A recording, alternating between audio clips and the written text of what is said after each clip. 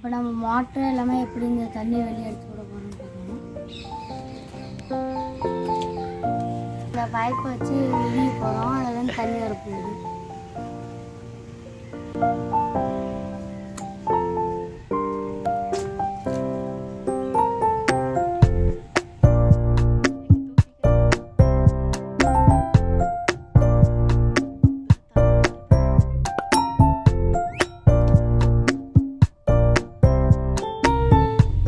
தண்ணி வருது பாருங்க.